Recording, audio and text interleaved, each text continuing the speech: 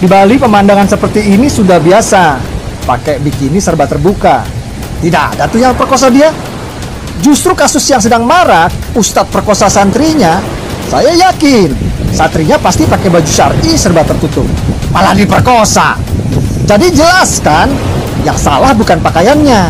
Yang salah otak laki-lakinya cabul. Jadi jangan ngatur cara wanita berpakaian. Atur dulu otakmu kawan. Kalau otakmu mesum, pakai pakaian serba tertutup pun kau pasti nafsu. Syar'ikan dulu otakmu. Saya akan berikan kepada siapapun yang bisa menunjukkan kepada saya satu ayat Al-Quran atau satu hadis yang berbunyi dilarang mengucapkan selamat Natal. Nggak gitu konsepnya. Jadi secara aspek hukum, tindakan kejahatan itu terjadinya niat dan kesempatan. Kalau misalnya kesempatannya ada, niatnya nggak ada, itu nggak akan terjadi. Kalau misalnya perempuan pakai baju seksi, lewat, secara naluri laki-laki yang normal, dia pasti nafsu. Dan bisa terjadi pemerkosaan. Dan perintah menutup aurat itu nggak cuma hanya perempuan, bos. Laki-laki juga menutup aurat. Dan jangan samakan perintah agama sama budaya disamaratakan, nggak bisa. Perintah agama menutup aurat itu memang ada dalam Al-Quran. Dan buat Mas Permadi, janganlah buat pernyataan yang membuat umat Islam jadi bergesekan satu sama lain. Nanti yang ada mereka marah dan ujungnya demo, yang repot siapa? Polisi lagi ngamanin demo. Jadi udahlah, cukup sampai sini aja, oke?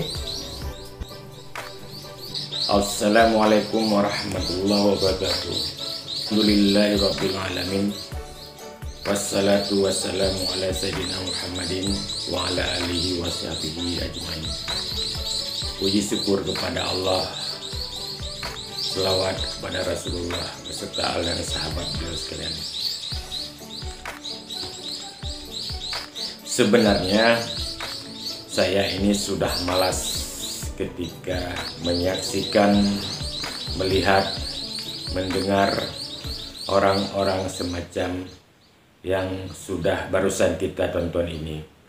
Namun saya melihat di media sosial ini, dan orang ini dijadikan sebuah konten di media, media secara umum lah kita katakan. Dan jika seandainya kita tidak membuat suatu tanggapan, maka pada akhirnya khusus pada orang-orang awam akan menjadi korban. Seperti itu teman-teman. Saya melihat dari ribuan komentar, cuma hanya beberapa saja. Mungkin hanya 10 komentar. Tidak sedikit orang yang membenarkan perkataan orang ini. Saya mengatakan orang-orang yang mengatakan membenarkan orang ini adalah suatu yang berbahaya. Hidup ini punya aturan. Kalau kita berbicara tentang Islam, Islam ini mempunyai aturan syariat yang jelas-jelas dari Allah. Termasuk dengan 2 poin yang akan kita bahas ini terkait daripada rentetan masalah yang muncul yang disebabkan oleh oknum yang berlebar dicap Ustadz Allahu Alam yang melakukan perbuatan keji, namun pada akhirnya ditrending dan akhirnya digoreng oleh orang-orang semacam ini. Kita jangan memejamkan mata dan telinga. Bagaimana kita melihat di dalam aplikasi media sosial, orang ini diupload di media sosial tersebut.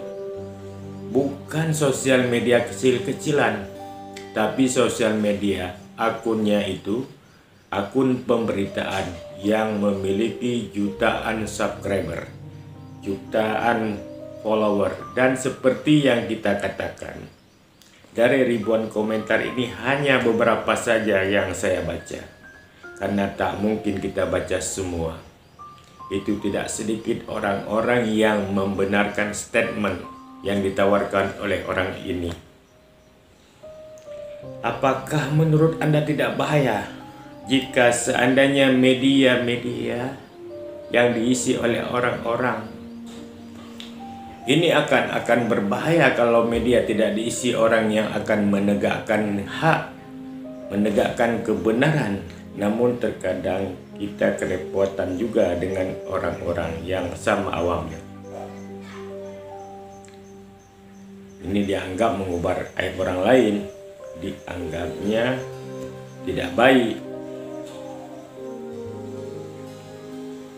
Ketika suatu masalah sudah muncul di publik, kalau kita tidak was-was, apalagi diam, sehingga kita mampu bisa mengimbangi pendapat-pendapat kelompok-kelompok orang-orang semacam ini. Kalau tidak diimbangi, bahaya.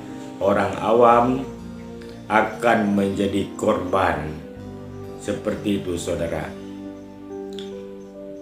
Mari kita bahas lebih lanjut.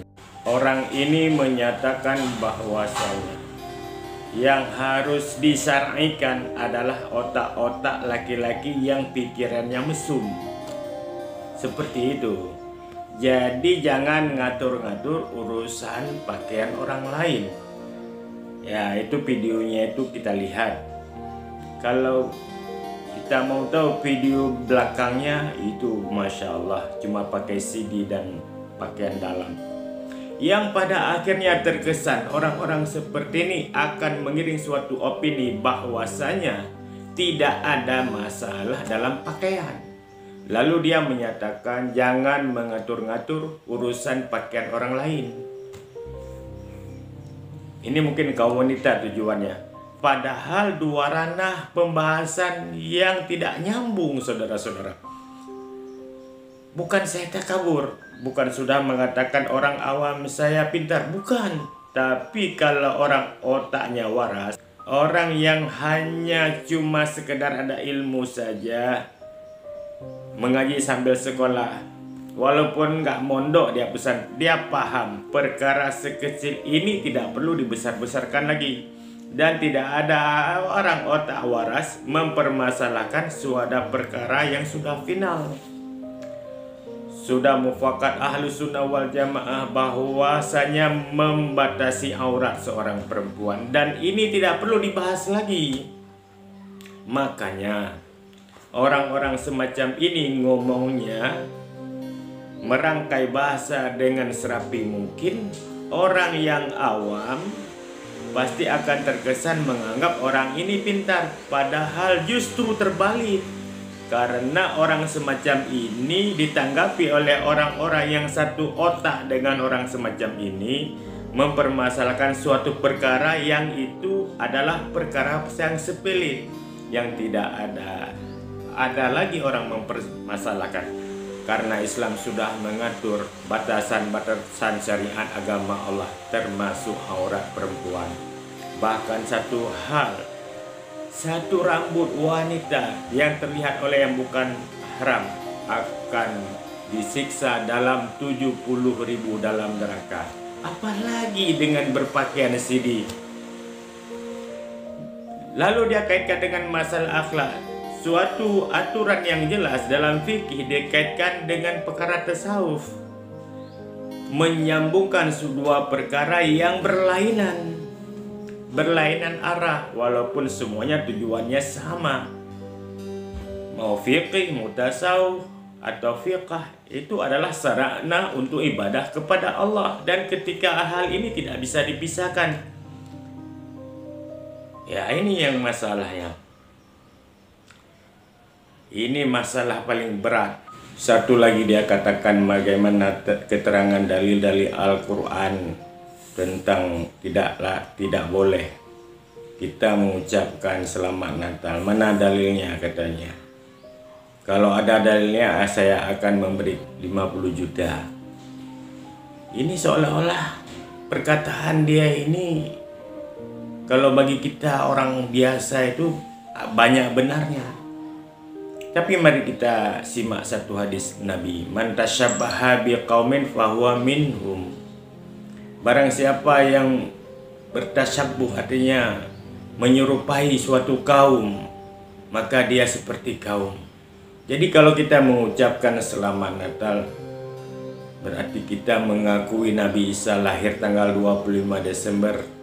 kita mengakui Isa anak Tuhan, kita mengakui bahwasanya Isa disalib. Padahal kalau kita lihat dalam Al-Quran, Isa tidak disalib, tetapi Nabi Isa ini diangkat, dirafa oleh Allah ke langit. Sehingga sampai sekarang beliau masih di langit. Dan suatu saat apabila akan tibanya kiamat dunia, Nabi Isa akan diturunkan kembali dan akan memecah salib dan akan menghapuskan jizyah pajak dan akan membunuh babi. Itu yang ada keterangan dalam Al-Quran.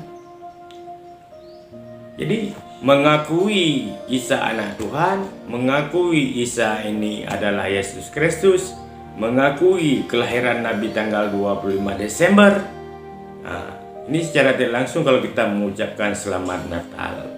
Walaupun ada khilaf di antara ulama, ada yang menyatakan boleh mengucapkan, ada yang menyatakan tidak boleh. Kalau menurut hemat kami, tidak boleh.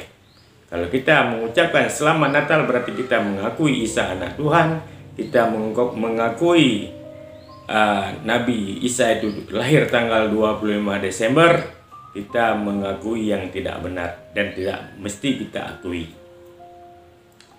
Inilah omongan seperti ini yang dilontarkan oleh oknum tadi, teman tadi. Ini bagi kita harus waspada, karena kita selaku umat Islam, kita harus saling nasihat menasihati. Wal asri innal insana lafi khusrin illa alladzina amanu wa amilus salihati wa tawassaw bil haqqi wa tawassaw bis sabr. Demi masa sesungguhnya manusia dalam keadaan rugi. Yang tidak rugi orang yang selalu menasihati dalam agama. Kalau kita biarkan, maka iman kita akan menjadi rusak. Umumnya bagi iman-iman kaum muslimin yang ada di Indonesia. Mudah-mudahan bermanfaat. Hadanallahu wa iyyakum ajmain. Assalamualaikum warahmatullahi wabarakatuh.